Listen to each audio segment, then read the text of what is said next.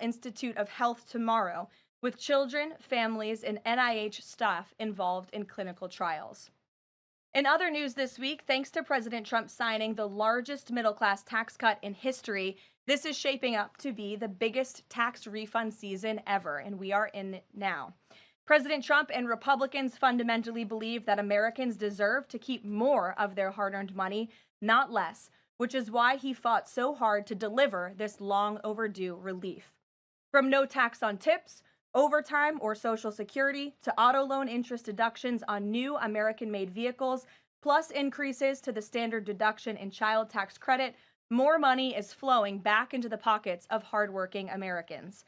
We're already hearing from everyday Americans across the country who are reporting substantial tax savings thanks to the Working Families Tax Cut, which every single Democrat in Congress voted against. AMAC, which represents millions of Americans, has heard directly from more than their 1,000 members already about how the Trump tax cuts are easing cost of living concerns. I wanted to share a few of those powerful responses with you today. This one comes from Dean and Wendy in Wisconsin, who says, quote, instead of paying out $3,700 last year, we got back $2,500 in refunds this year. This is huge for our family. Steve from California said, quote, the new senior citizen deduction is a tremendous relief and has given us peace of mind and the freedom to truly enjoy the retirement years we worked so hard for. Eric from Nevada said, as a senior, no tax on Social Security helps me tremendously. The no tax on tips helps my daughter-in-law as a waitress. The no tax on overtime helps my son, who works constantly. Our family savings from the One Big Beautiful Bill could total even more than $5,000. We love the Trump tax cuts. These are just a few positive examples of the everyday Americans that President Trump's tax cuts are uplifting. We'd love to hear more from the American people across the country who are benefiting from the Working Families tax cuts. The White House is also pleased to share that parents across the country can now officially apply to open a Trump account for their child. In order to apply, parents can visit trumpaccounts.gov and fill out the IRS form 4547. These Trump accounts are special investment accounts aimed at providing American children with a jump start on building wealth for life. They have all the tax advantages as a traditional IRA account, but are specifically tailored to build wealth the moment a child is born. Thanks to President Trump, every child born between January 1st, 2025 and December 31st, 2028 is eligible to receive $1,000 from the U.S. Treasury to fund their account. Parents, guardians, and even nonprofits can then contribute up to $5,000 per year. Employers can also contribute up to $2,500 per year per employee. President Trump believes there is no better investment than investing in our nation's children. If you are a parent who maximizes contributions to your child's Trump account, its projected value could reach nearly $1.1 million by the time your child turns 28 years old, based on average historical stock market returns. Safe to say the Trump accounts will give a substantial head start to position the next generation for a brighter future. And with the stock market exploding under President Trump's pro-growth policies, there has never been a better time to sign up for an investment account like this.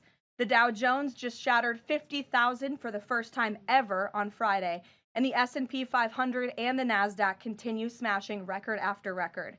So with President Trump in charge, Americans' 401ks and retirement savings are booming once again, and these new Trump accounts for America's kids will boom too. So with that, once again, every parent should go to trumpaccounts.gov today, and I'm going to put it on my own personal to-do list to sign up for one as well.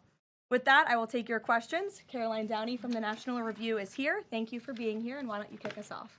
Thank you for having me.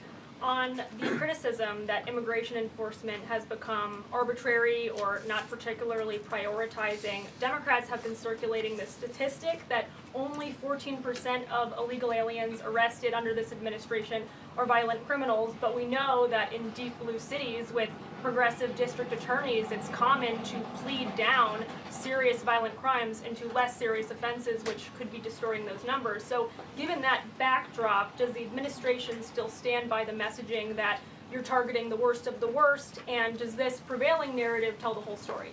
Well, thank you for bringing this up, Caroline. I've seen this CBS report floating around.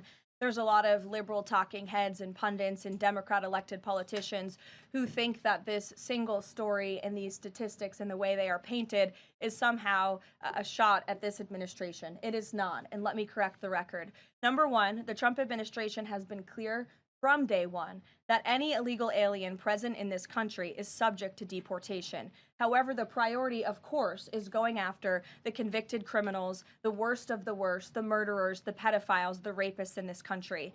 Interestingly, in the CBS story, what the Democrat talking heads on television are not saying is this line. Nearly 60% of ICE arrestees over the past year had criminal charges or convictions. And among that population, the majority of the criminal charges or convictions are for nonviolent crimes.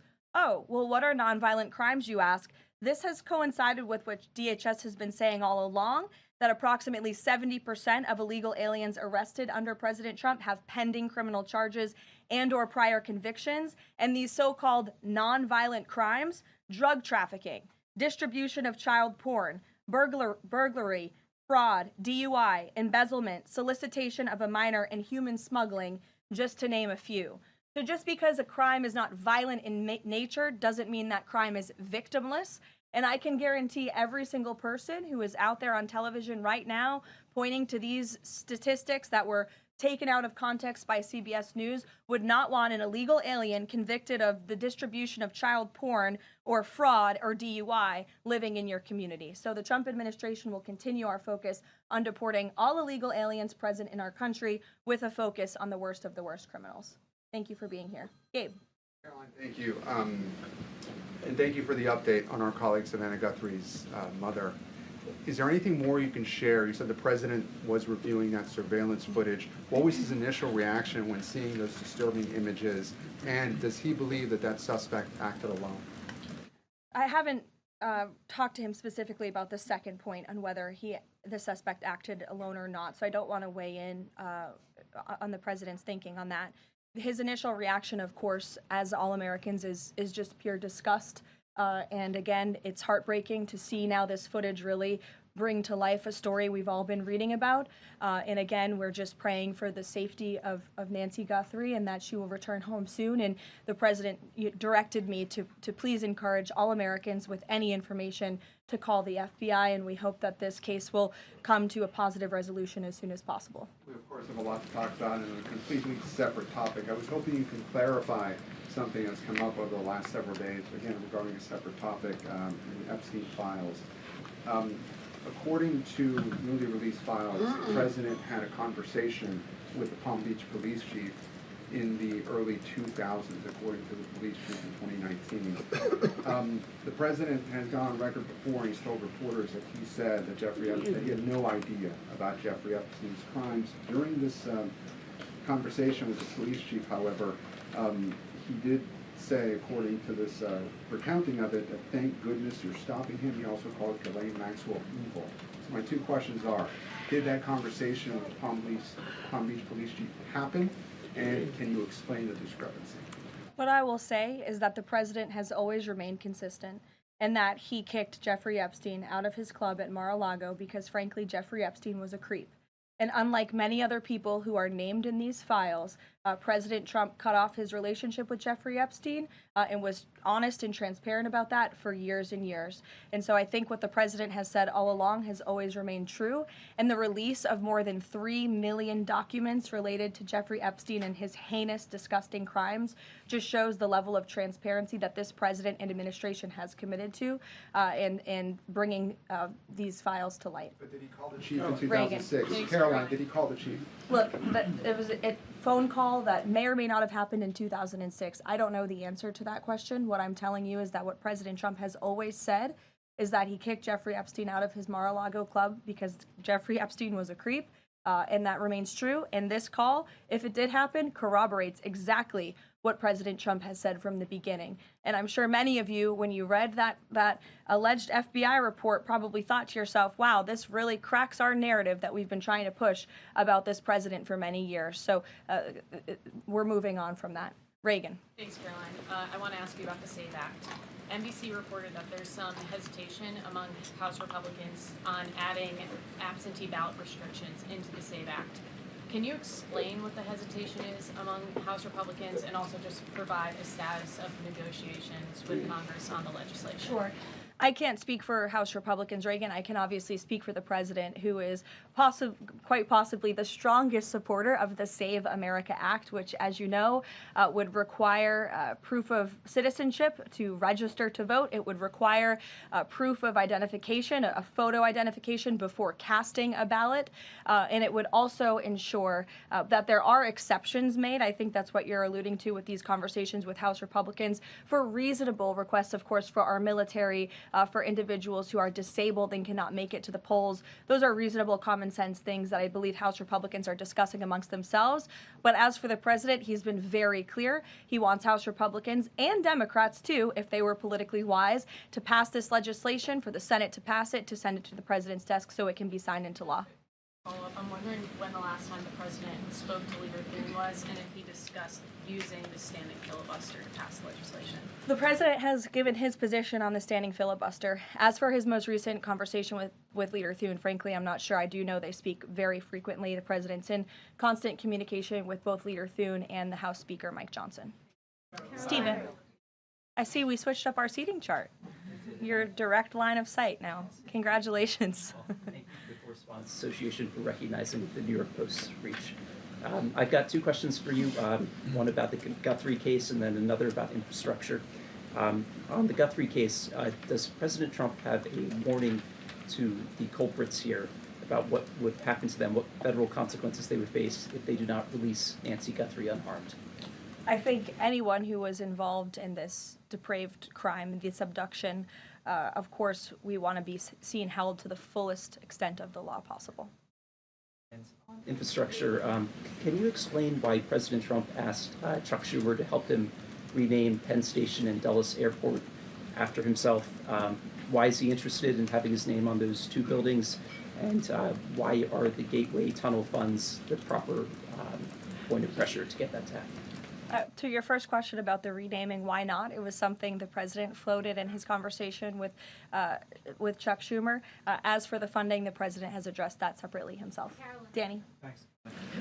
Today, the vice president's account posted and then deleted a tweet about the Armenian genocide. And then last week, President Trump's Truth Social account posted and then deleted a racist video about the Obamas. And the White House again blamed that on a staffer. I wanted to ask you, does the White House have a social media problem at the moment? Do you have an auto-posting problem that's leading to these mistakes? No. As for the Armenian tweet that you're referring to, I would just refer you back to the White House's message that was issued on Armenian Remembrance Day, and there's been no change of policy at this time. Mary? Thanks, Caroline. When the president goes to Beijing in the spring, does he have plans to try and advocate on behalf of Jimmy Lai, who was just sentenced to 20 years yesterday? This is something I've heard the president advocate for both publicly and privately. I had the honor of being in that meeting with President Trump and President Xi in South Korea that took place, and this was brought up by the president himself. It is important to him, and he looks forward to visiting China in April. Go ahead. Thanks, Caroline. So some Republican lawmakers from Nebraska have said they're worried that the Argentinian beef executive order will sideline some American ranchers. How will the Trump administration make sure prices go down for consumers without harming those ranchers? Of course. Well, both things can happen at the same time. That's the president's belief. He wants to see prices come down. In fact, I just overheard him on the phone with Secretary Rollins. They were talking about something different, but he's always saying we got to make sure that prices continue to come down. As you know, Secretary Rollins successfully did that with respect to egg prices. Beef prices are coming down slightly, and the president wants to see that continue. He believes that a minor import to the country with cattle might be a short-term solution with respect to bringing down prices, but of course protecting our American cattle and rancher industry is a priority for the president, and he's in touch with those stakeholders. We've had them here at the White House a few times in recent months to discuss this issue directly. John. Thanks a lot, Caroline. Yesterday, the president on social media threatened to block the new Gordie Howe Bridge, which would connect Detroit to Canada. This is a bridge that was fully paid for by Canada. It used American labor to construct it. It used American steel to construct that bridge. The president in 2017 was actually in favor of this bridge, part of a joint statement that he put out when he met with the Canadian Prime Minister. Why has the president changed his mind as it relates to this bridge? I think the president was very clear and direct in his truth, John, but just to reiterate, the fact that Canada will control what crosses the Gordie Howe Bridge and owns the land on both sides is unacceptable to the president. It's also unacceptable that more of this bridge isn't being built with more American-made materials, even more so than what President Barack Obama committed to with the Canadians at the time, at the start of the project. He also believes that the U.S. should own at least half of the bridge, have shared authority over what passes across it, and participate in the economic benefits generated by its use. This is just another example of President Trump putting America's interests first, and so he made that very clear in his call with Prime Minister Carney earlier today. Phil. Thank you, Caroline. Sure. DHS Secretary Kristi Noem just posted a photo of herself signing the last contract for steel to build a border wall between Laredo, Del Rio, and Big Bend, Texas, among reports that construction had stalled. Is the president satisfied with the pace of construction? The president wants to make sure that the full border wall is built as quickly as possible, of course. I know this is a priority for him dating back to 2016, and so absolutely he wants to ensure that the border wall is built under budget and ahead of schedule is how President Trump likes to view building projects, and that includes the border wall. Satisfied with the pace of construction thus far? I think the president is never satisfied. He always wants to ensure that things are moving along as quickly as possible, but I know Secretary Noem is on it, and she's doing a great job. You're welcome. Sure, go ahead. Thank you. Charlie. On the Nancy Guthrie case, is the president satisfied with the federal and local investigation so far? And has there been any more contact from the White House or the president with the family? I don't think anybody will be satisfied until this case is brought to a close and until Nancy Guthrie is returned home safely with her loved ones. Contacts? Has the president contacted the family since? Not since that initial phone call. Sure. Tamara. Thank you. The National Governors Association is removing a meeting with President Trump from his agenda because only Republicans were invited. Is the White House reconsidering inviting Democrats, or do you think Republicans are still going to show up? Like, where does that stand now? No, look, I just spoke with the president about this. It is a dinner at the White House. It's the people's house. It's also the president's home, and so he can invite whomever he wants to dinners and events here at the White House. I believe Governor Moore was invited last year, and he did not show up to the dinner last year. Nobody reported on it. But again, the president has the discretion to invite whomever he wants to the White House, and he welcomes all those who received an invitation to come. And if they don't want to, that's their loss. And on Ghislaine Maxwell, is the president going to rule out a pardon for her in her testimony deposition yesterday? Her legal team seemed to be making a case again for a pardon from the president. Again, this is not something I've discussed with the president recently because, frankly, it's not a priority. He's focused on many of the issues that the American people are dealing with and providing solutions to those issues. So I haven't spoken with him recently. Last time we did speak about it, he said it's not something he's considering or thinking about. Go ahead, Bloomberg. Thanks, Caroline. Secretary Litnick today was testifying on the Hill, and he said that he had visited Epstein's Island in 2012 with his wife and children, and that's after he said that he had cut ties with Epstein, and Justice Department documents show that he was in contact with Epstein through 2018 over messages. So does the White House stand behind Secretary Litnick right now, or given what he has said today, has there been any shift in how the White House is viewing Secretary Lutnick's performance? No, Secretary Lutnick remains a very important member of President Trump's team, and the president fully supports the secretary. I will just point out that there are a lot of wins in the news this week that people in this room have not asked about because you continue to ask questions about the same subject, so let me point them out for you. Again, on Friday, the Dow shattered 50,000 for the first time ever. This week, the American Society of Plastic Surgeons came out in opposition to gender mutilation surgeries for children. They are the first major medical group to do so. A federal appeals court today, nobody asked about that, just upheld the Trump administration's policy of detaining illegal aliens, validating highlighting the strong measures that have driven illegal crossings to historic lows and sent a crystal clear message that under President Trump, if you enter the country illegally, you will be detained and removed. The murder rate, again, not a single question about this, has plunged to a 125-year low as crime falls across the board thanks to President Trump's crime crackdown.